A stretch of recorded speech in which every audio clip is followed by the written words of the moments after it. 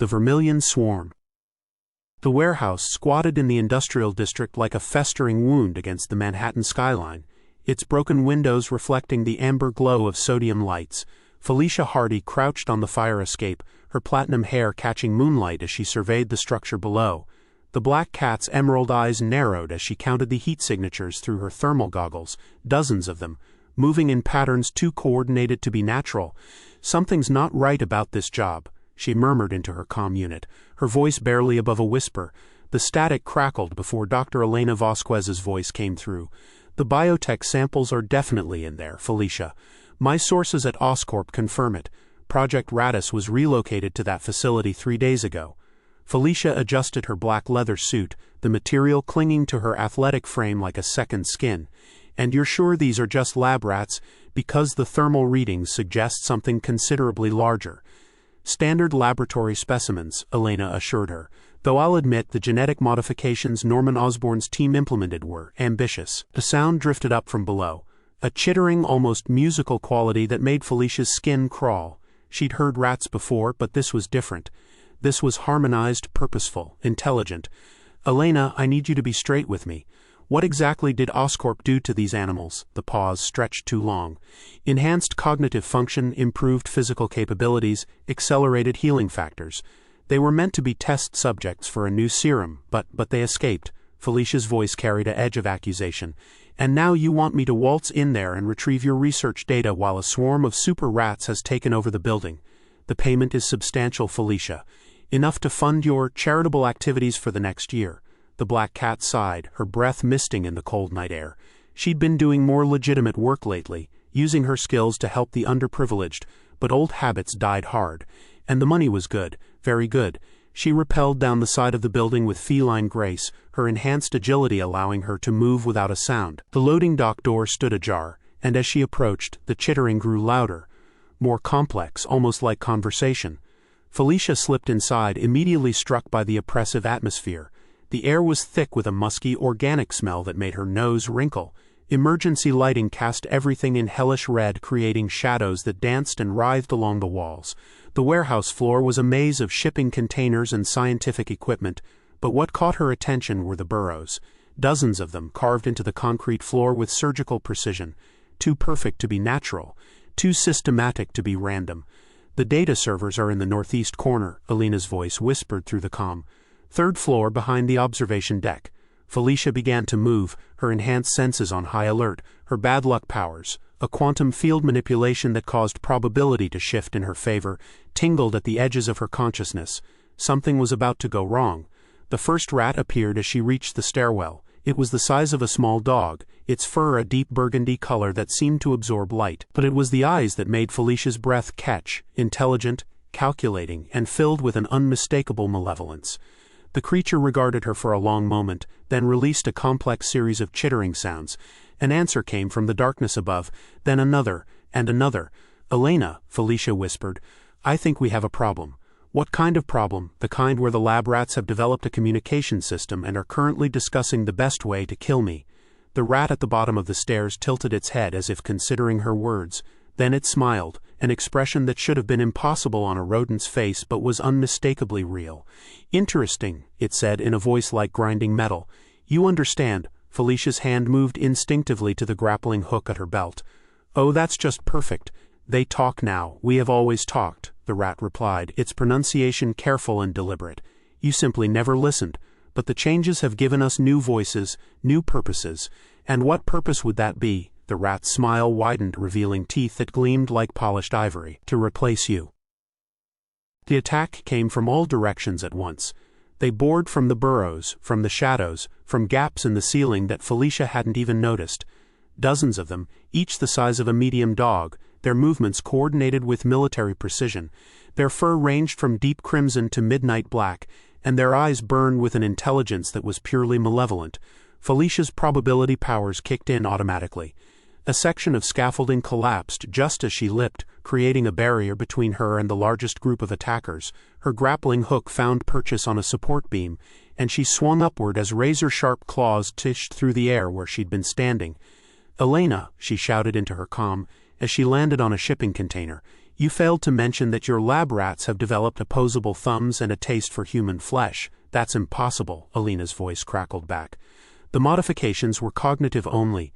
A rat the size of a German shepherd landed on the container beside Felicia, moving with liquid grace. Its fur was pure white albino pale, and around its neck hung a collar of woven metal that pulsed with blue light. "Blaves," it said in a voice like silk over steel. "The good doctor knows exactly what she created, what we have become."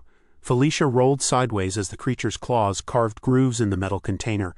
"And what exactly is that?" "Evolution," the white rat replied. "The next step. Humanity has had its time. Now it is ours." The swarm moved with terrifying coordination, some climbing the walls while others formed living ladders to reach higher ground. They weren't just hunting her, they were herding her, forcing her toward the center of the warehouse where the shadows were deepest. Felicia's enhanced reflexes kept her one step ahead, but barely. She used her grappling hook to swing between containers, her acrobatic training allowing her to navigate the three-dimensional battlefield with feline precision. But there were too many of them, and they were learning her patterns. The neural modifications included accelerated adaptation protocols. Elena's voice came through the comm, tight with fear. "They're learning from your movements, Felicia, adjusting their tactics in real time." "Wonderful," Felicia muttered as she landed on a narrow catwalk 30 feet above the warehouse floor. "Any other surprises you'd like to share?" Below, the swarm had stopped moving. They stood in perfect formation, their red eyes fixed on her position. The white rat stepped forward, its collar pulsing brighter. "We offer you a choice," it called up to her. "Join us willingly and your transformation will be gentle. Resist and we will take what we need by force." "Transformation?" Felicia's voice carried a note of grim humor. "Sorry, but I'm not much of a team player." The white rat's expression didn't change. "You misunderstand. We do not wish you to join our pack. We wish to join yours." The collar around its neck began to emit a high-pitched whine, and the other rats responded by forming a perfect circle around the base of the catwalk. Their eyes began to glow with the same blue light as the collar. "Elena," Felicia said quietly, "what exactly was the purpose of Project Rattus?" The silence stretched too long. When Elena finally answered, her voice was barely audible. "Human-animal neural interface. The rats were meant to be vessels, backup storage for human consciousness, and the blue light quantum entanglement transmitters. They're preparing to download someone's mind into the swarm network." Felicia felt the pieces clicking into place. "Someone who's already dead but had their consciousness preserved. Someone who wanted a second chance at life." The white rat's smile was triumphant. "Norman Osborn sends his regards." The neural pulse hit Felicia like a physical blow, driving her to her knees on the narrow catwalk. She could feel something alien pressing against her mind, trying to force its way in. The consciousness of a dead industrialist, hungry for life and willing to take hers to get it. But Felicia Hardy had spent years dealing with probability and quantum mechanics. Her powers were tied to the fundamental forces of the universe, and she understood better than most how to manipulate quantum states. Instead of fighting the invasion, she embraced it. Let it in. Then she used her probability manipulation to create a feedback loop, turning the quantum entanglement against itself. The white rat screamed, a sound like breaking glass. As the neural interface overloaded, the blue light flickered and died, and the other rats stumbled as their coordination network collapsed. "Impossible," the white rat gasped, its voice now weak and confused. "The interface was perfect, flawless." "Maybe," Felicia said, getting to her feet, "but you forgot something important about cats and rats." She leapt from the catwalk, her enhanced agility allowing her to land in the center of the swarm. The rats scattered, their coordination broken, their enhanced intelligence failing without the network to support it. "We're natural enemies," she continued, moving through them with fluid grace. Her hands found pressure points, her feet struck nerve clusters, and within moments the entire swarm was unconscious on the warehouse floor. The white rat tried to crawl away, but Felicia caught it easily. "And unlike you, I don't need technology to be superior."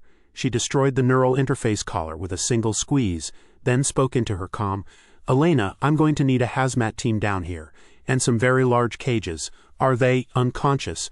They'll revert to normal lab rat intelligence without the network, probably." Felicia paused. "But Elena, next time you want to hire me to clean up your employer's mistakes, maybe lead with the part about the genocidal artificial intelligence." "I'll keep that in mind." Felicia made her way to the data servers, her job only half complete. But as she worked to extract the research files, she couldn't shake the feeling that this was only the beginning. Norman Osborn had been dead for months, but his legacy lived on in ways that were becoming increasingly dangerous. She finished downloading the data and prepared to leave, but not before placing a small device near the center of the warehouse. If any of the rats retained their enhanced intelligence, they'd find a nice surprise waiting for them. "Sleep tight," she whispered to the unconscious swarm, then vanished into the New York night. Behind her, the warehouse stood silent except for the gentle hum of her quantum destabilization device. By morning, there would be nothing left but ordinary rats and the lingering scent of sulfur. The black cat had won this round, but she knew the game was far from over. In the shadows of the city, other projects waited. Other horrors bred in the name of progress. But that was a problem for another night. Tonight she had prevented the resurrection of a madman and saved the city from an evolutionary nightmare. Not bad for a cat burglar.